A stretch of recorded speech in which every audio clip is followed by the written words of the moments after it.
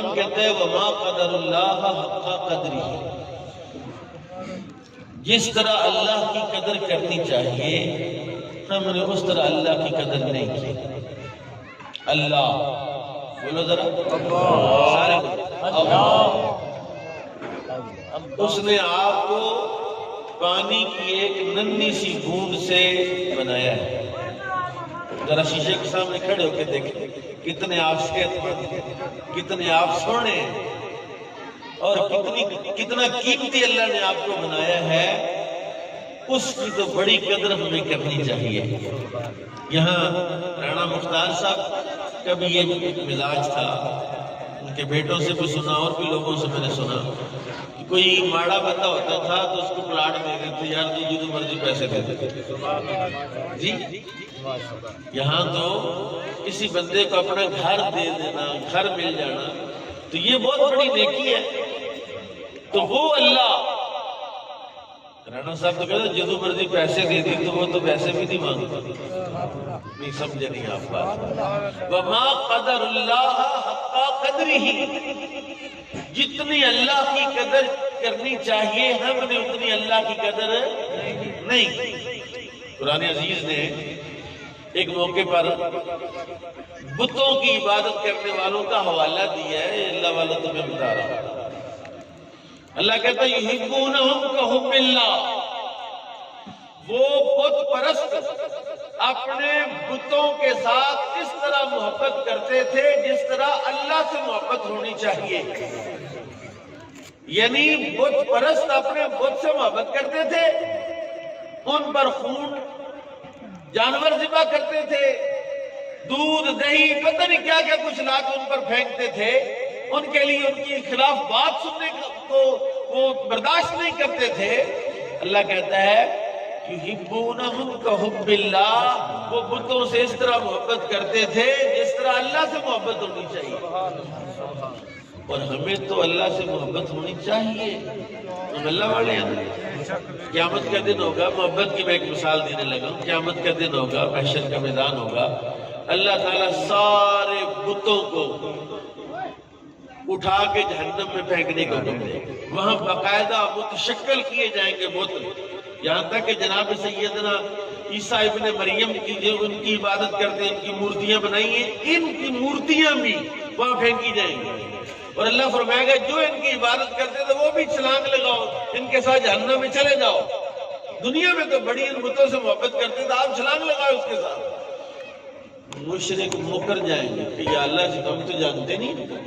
اللہ کہتا آؤ پھر میں اب تمہیں بتاتا ہوں۔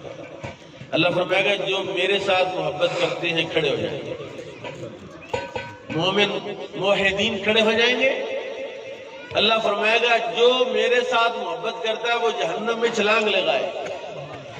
سارے موحدین، سارے اللہ کو ایک ماننے والے یکدم جہنم میں چھلانگیں لگا دیں گے، جہنم ان کی برکت سے بجھ جائے گی۔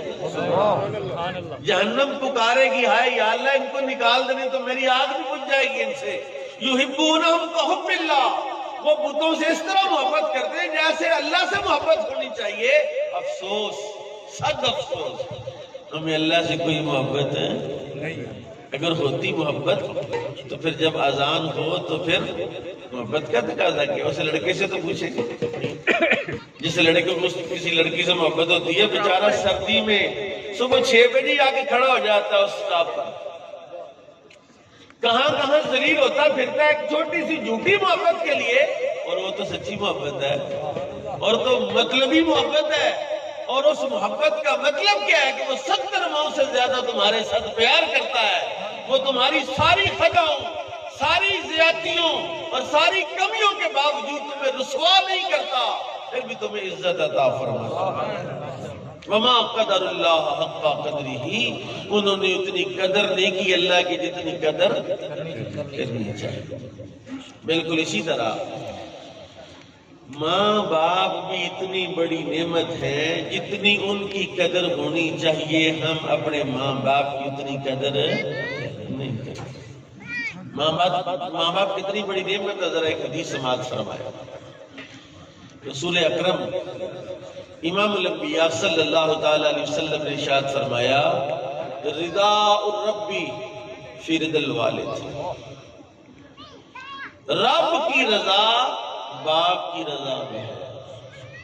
جس بندے پر باپ راضی ہے اس پر رب راضی ہے، اس پر بڑا مشکل ہے رب کو راضی کرنا، اتنا آسان کام نہیں ہے۔ اور کتنا آسان نسخہ میرے اللہ نے عطا فرمایا، اپنے باپ کو راضی کر لو رب راضی ہو جائے گا۔ آج ہر باپ کو پریشانی ہے، میرے بچے میری بات نہیں مانتے۔ تو نے کوئی بات ماننے والا علم پڑھایا ہو تو تیری بات مانے گا۔ تو نے پڑھایا ہے، ڈاکٹر بنانے کی کوشش کی ہے، ناکام کوشش، پائلٹ بنانے کی ناکام کوشش، انجینئر بنانے کی ناکام کوشش، وہ بڑے سے بڑا CSS کا امتحان دلانے کی ناکام کوشش، وہاں بھی نہیں پہنچا، تیرے کام کا بھی نہیں رہا، وہ جہاز بن گیا۔ کاش کہ تو اگر اپنے بچے کو اس رب کا علم دیتا جس نے تجھے پیدا کیا ہے۔ آج کے انسان کا سب سے بڑا مسئلہ حضرات پیسہ ہے، روزگار ہے۔ یہ ساری تعلیمیں، صبح سردی میں ماں باپ بچے کو اٹھاتے ہیں، یونیفارم پہناتے ہیں، تیار کرتے ہیں، باپ چھوڑنے جاتا ہے، پیسے اکٹھے کر کے فیس کرتے ہیں۔ ایک مقصد ہے، واحد مقصد ہے، بچہ پڑھ جائے، اچھی نوکری مل جائے۔ میں رب کا قرآن پڑھ کے سناتا ہوں، میرے رب نے فرمایا تم اپنے بچوں کو ایسا بنا دو، ایسی جگہ سے تمہیں رزق عطا فرماؤں گا جہاں سے تمہارا گمان بھی نہیں آئے گا۔